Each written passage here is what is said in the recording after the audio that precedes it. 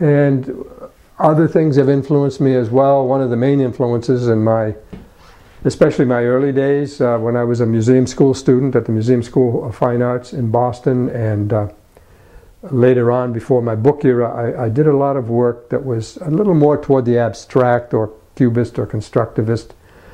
Paul Klee, the great Swiss-German painter, was a big influence on me, and I have quite a series I've done over the years of paintings that I've come up with that were inspired by what he called magische Quadraten, magic squares.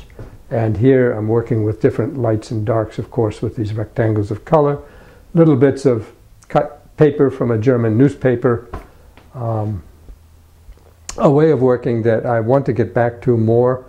I'm just coming off a 22, 23 year book era.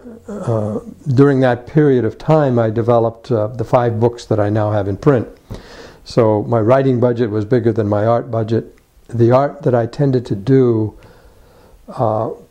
really had to be for the books, except for an occasional piece like this. So it was all my natural history work, which is very important to me and which I continue to do.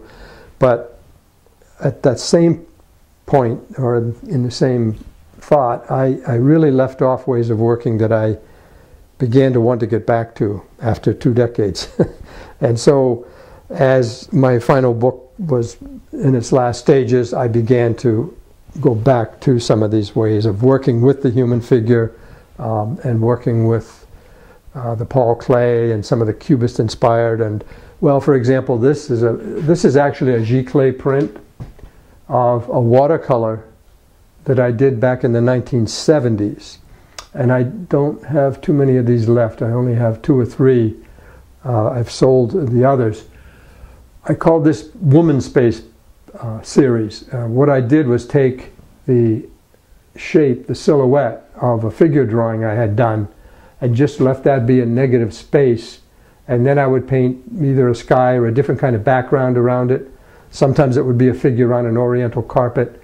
And then within the space of the woman, I would do something kind of realistic. Sometimes it would be a lily or whatever. This one with the butterfly in the shadow, I called Butterfly Shadow. And to this day, we just had some people come in the gallery yesterday, and a woman is just so struck with this. This one seems to really, this way or this style or this image, seems to be evocative to other people as well. So it's something I definitely want to get back to and do more of. I sometimes wonder, since I've left that trail off so long ago, how it will go for me when I go back. I will start probably by working with some that are similar to ones I did in the past, and then just see where that evolves. That's what I've been doing with these gold stamped pieces of paper, for example, and the drawing.